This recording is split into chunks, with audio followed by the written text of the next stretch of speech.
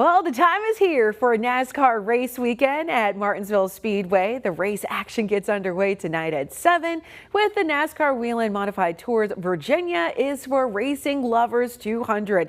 Then tomorrow, NASCAR O'Reilly Auto Parts Series has the NFP a 250 that is. Now you can see that race on the CW Virginia with coverage beginning at 2 with around the track, and then 2:30 with NASCAR Countdown live at the green flag is set to drop at 3:30. Then on Sunday at 3:30, it's the NASCAR Cup Series Cookout 400.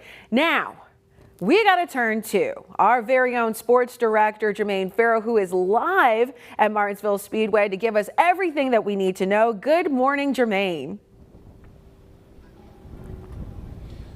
Well, good morning, Hazel Marie. It's always a joy to see you and talk to you awesome peeps back there. I tell you one thing, when you talk about Martinsville Speedway, you talk about a lot of things. You talk about the hot dog, the paperclip, the half-mile mayhem, but one thing for sure, when you get that checker fight, you get a chance to get a win, it's that grandfather clock that goes to the winner. And that tradition of handing out the grandfather clock started 62 years ago when track founder H. Clay Earls, he gave his first grandfather clock to Fred Lorenzen as he got that first clock. Now, when you look at the grandfather clock as a whole, the clocks were first made at Ridgeway Clocks in Ridgeway, Virginia until 2004 when the Howard Miller Company based in Michigan purchased Ridgeway and moved production to the Wolverine State. Then last fall, Martinsville Speedway and Amherst, Virginia based Hermley North America announced their partnership, becoming the newest manufacturer of the iconic Martinsville Speedway grandfather clock trophy.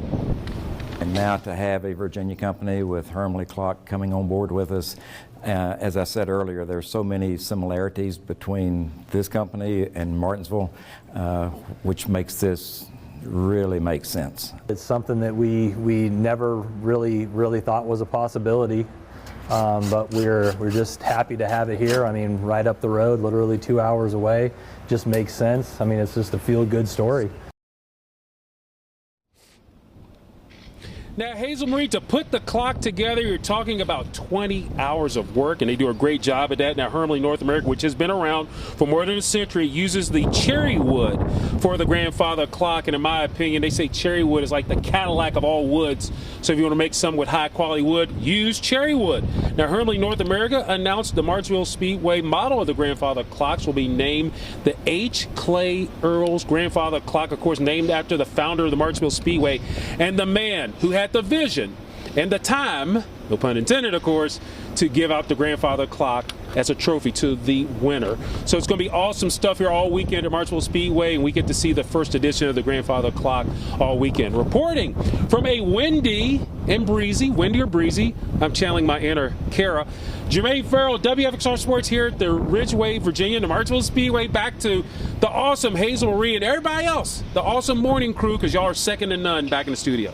Thanks, Jermaine. Well, speaking of that winds will pick up a bit for this Friday. We may have some gusts of 20 to 30 miles per hour possible, and it's all due to a front that is going to pass through our region. Now, another thing with this front is it is expected to give us our next chance for some rain. This is not going to be an all-day rain for our area, but rain chances will definitely increase as we head later into the day, specifically more so during the mid to late afternoon hours and continuing into the evening. So if you're headed to Martinsville Speedway for the Virginia is for Racing Lovers 200. Just be aware, scattered showers are looking pretty likely. May even hear some rumbles of thunder as well, so there may be the chance for some rain delays. Definitely want to keep the umbrella, the rain poncho handy though, because it's going to get a bit wet out there. Now, as we head into your Saturday, the NFPA 250, more sunshine. Definitely looking at great racing conditions, but if you're in the stands, you want that jacket on. We are only looking at afternoon temperatures mainly in the 50s, plus winds are still going to be breezy, making it feel cooler. Now, the Cookout 400 on Sunday, still looking dry, a mix of sun and clouds overhead. Temperatures a little bit warmer once the green flag drops, probably going to be close to 60 degrees, and that warming trend will continue as we head into the upcoming week. I'll have more details on your temperatures in just a few minutes. Over to you, Hazel Marie. Thank you, Kara. Now, new this morning.